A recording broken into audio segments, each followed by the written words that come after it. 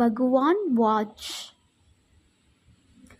ಆದುದೆಲ್ಲ ಒಳ್ಳೆಯದಕ್ಕೆ ಆಗಿದೆ, ಆಗುವುದೆಲ್ಲ ಒಳ್ಳೆಯದೇ ಆಗುತ್ತಿದೆ, ಆಗಲಿರುವುದು ಸಹ ಒಳ್ಳೆಯದೇ ಆಗಲಿದೆ. ರೋಧಿಸಲು ನೀನೇನು ಕಳೆದುಕೊಂಡಿರುವೆ? ಕಳೆದುಕೊಳ್ಳಲು ನೀನು ತಂದಿರುವುದಾದರೂ ಏನು? ನಾಶವಾಗಲು ನೀನು ಮಾಡಿರುವುದಾದರೂ ಏನು? ನೀನೇನು ಪಡೆದಿದ್ದರೂ ಅದನ್ನು ಇಲ್ಲಿಂದಲೇ ಪಡೆದಿರುವೆ. ಯಾವುದು ನಿನ್ನ ಭಾಗ್ಯದಲ್ಲಿ ಇದೆಯೋ ಅದು ನಿನಗೆ ಸಿಕ್ಕೇ ತೀರುತ್ತದೆ. ಯಾವುದು ನಿನ್ನದಲ್ಲವೋ ಅದು ನೀ ಎಷ್ಟೇ ಪ್ರಯತ್ನಿಸಿದ್ದರೂ ಸಿಗಲಾರದು. ಚಿಂತೆ ಬಿಡು, ಜೀವನದಲ್ಲಿ ಬರುವುದೆಲ್ಲವ ಬಂದಂತೆ ಸ್ವೀಕರಿಸು. ನಮ್ಮ ಬದುಕೇ ಒಂದು ಹೋರಾಟ. ಈ ಹೋರಾಟದಲ್ಲಿ ನಾವು ಮಾಡುವ ಕಾರ್ಯವನ್ನು ಪ್ರಾಮಾಣಿಕವಾಗಿ ಮಾಡಬೇಕು. ಏನು ಆಗಬೇಕೋ ಅದು ಆಗೇ ತೀರುತ್ತದೆ. ಅದನ್ನು ತಡೆಯಲು ನಮ್ಮಿಂದ ಸಾಧ್ಯವಿಲ್ಲ. ಸತ್ಯದ ದಾರಿಯಲ್ಲಿ ಹೋಗು. ನೀನು ನಡೆಯುವಾಗ ಪಾತಾಳಕ್ಕೆ ಬಿದ್ದರೆ ನಿನ್ನನ್ನು ಮೇಲೆತ್ತಲು ನಾನು ಬಂದೇ ಬರುತ್ತೇನೆ. ಸ್ವರ್ಗದಲ್ಲಿ ಎಲ್ಲವೂ ಇದೆ, ಆದರೆ ಸಾವಿಲ್ಲ. ಭಗವದ್ಗೀತೆಯಲ್ಲಿ ಎಲ್ಲವೂ ಇದೆ, ಆದರೆ ಸುಳ್ಳಿಲ್ಲ. ಜಗತ್ತಿನಲ್ಲಿ ಎಲ್ಲವೂ ಇದೆ, ನೆಮ್ಮದಿ ಇಲ್ಲ. ಇವತ್ತಿನ ಎಲ್ಲ ಮಾನವರಲ್ಲಿ ಎಲ್ಲವೂ ಇದೆ, ಆದರೆ ಶಾಂತಿ ಇಲ್ಲ. ಮನಸ್ಸಿಗೆ ಮದವೇರಿದಾಗ ಸ್ಮಶಾನದಲ್ಲಿ ತಿರುಗಾಡಿ ಬರಬೇಕಂತೆ. ಏಕೆಂದರೆ ಅಲ್ಲಿ ನಾನು ನನ್ನಿಂದಲೇ ಎಂದು ಹೇಳಿದ ಎಷ್ಟೋ ಜನ ಮಣ್ಣಾಗಿರುವವರು ಕಾಣಸಿಗುತ್ತಾರೆ. ಭಗವಂತ ತಡ ಮಾಡಿದರೂ ನ್ಯಾಯ ಮಾಡುತ್ತಾನೆ, ಆದರೆ ಅನ್ಯಾಯ ಮಾಡುವುದಿಲ್ಲ. ತಡ ಆಗುವುದರ ಹಿಂದೆ ಅದ್ಭುತಗಳು ನಡೆಯುತ್ತವೆ, ಕಾದು ನೋಡಬೇಕಷ್ಟೇ. ಎಲ್ಲ ಹೇಳುತ್ತಾರೆ ಮನುಷ್ಯ ಖಾಲಿ ಕೈಯಲ್ಲಿ ಬರುತ್ತಾನೆ, ಖಾಲಿ ಕೈಯಲ್ಲಿ ಹೋಗುತ್ತಾನೆ ಎಂದು. ಆದರೆ ಮನುಷ್ಯ ಬರುವಾಗ ಭಾಗ್ಯದ ಜೊತೆ ಬರುತ್ತಾನೆ, ಹೋಗುವಾಗ ಕರ್ಮದ ಫಲ ತೆಗೆದುಕೊಂಡು ಹೋಗುತ್ತಾನೆ. ಬದುಕುವುದಕ್ಕಾಗಿ ದುಡಿಯುವುದು ಅನಿವಾರ್ಯ. ಹಾಗಂತ ಫಲದ ಮೇಲೆ ಕಣ್ಣಿಟ್ಟು ಕೆಲಸ ಮಾಡಿದರೆ ನಿರಾಸೆ ಖಚಿತ. ಕೆಲಸವನ್ನು ಶ್ರದ್ಧೆಯಿಂದ ಪ್ರೀತಿಯಿಂದ ಮಾಡಿದರೆ ಫಲ ಇಂದಲ್ಲ ನಾಳೆ ದೊರಕೇ ದೊರಕುತ್ತದೆ. ಒಂದು ಬಾರಿ ಅರ್ಜುನ ಶ್ರೀಕೃಷ್ಣನನ್ನು ಕೇಳಿದ, ಈ ಗೋಡೆಯ ಮೇಲೆ ಒಂದು ಸಂದೇಶ ಬರೆ. ಅದು ಹೇಗಿರಬೇಕೆಂದರೆ, ಖುಷಿಯಲ್ಲಿದ್ದಾಗ ಓದಿದರೆ ದುಃಖವಾಗಬೇಕು, ದುಃಖವಾಗಿದ್ದಾಗ ಓದಿದರೆ ಖುಷಿಯಾಗಬೇಕು. ಕೃಷ್ಣನು ಬರೆದ, ಈ ಸಮಯ ಕಳೆದು ಹೋಗುತ್ತದೆ.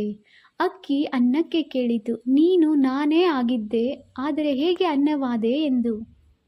ಅನ್ನ ಸುಂದರವಾಗಿ ಉತ್ತರಿಸಿತು, ನೀರು ಮತ್ತು ಬೆಂಕಿಗಳ ಸಂಪರ್ಕಕ್ಕೆ ಒಳಗಾದೆ, ಅವುಗಳ ಸಂಸ್ಕಾರದಿಂದ ಮೃದುವಾದೆ. ಅಕ್ಕಿ ಎನ್ನುವ ಭಾವ ಕಳೆದುಕೊಂಡೆ, ಅನ್ನ ಎನ್ನುವ ಅನುಭವ ಪಡೆದುಕೊಂಡೆ.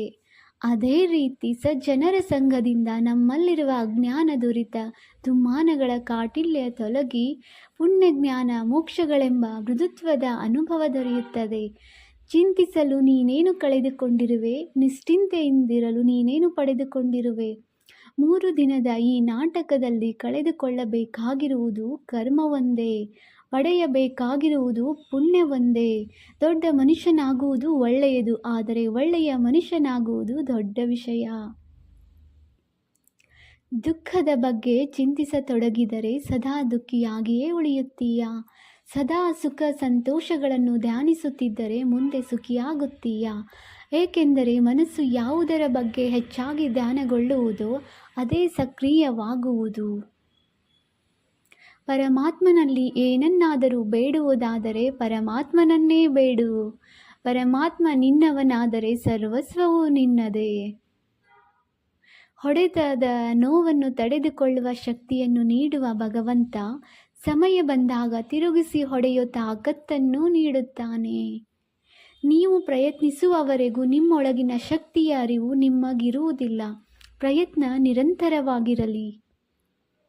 ಒಂದು ವೇಳೆ ಮನುಷ್ಯ ತನ್ನ ನಿರೀಕ್ಷೆಗಳ ಮೇಲೆ ನಿರಂಕುಶ ಹಾಕಿ ತನ್ನ ವಿಚಾರಗಳನ್ನು ಬೇರಾವುದೋ ವ್ಯಕ್ತಿಯ ಪರಿವರ್ತನೆಯ ಬದಲು ತನ್ನ ಅಂತರಂಗವನ್ನು ಪರಿವರ್ತನೆ ಮಾಡುವ ಪ್ರಯತ್ನ ಮಾಡಿದರೆ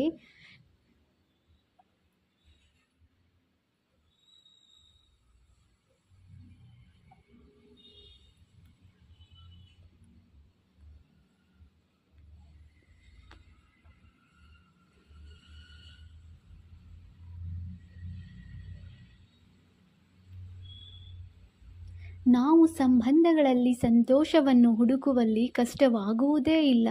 ಅರ್ಥಾತ್ ಸ್ವೀಕಾರ ಭಾವವೇ ಸಂಬಂಧದ ವಾಸ್ತವಿಕ ಅರ್ಥವಾಗುವುದು.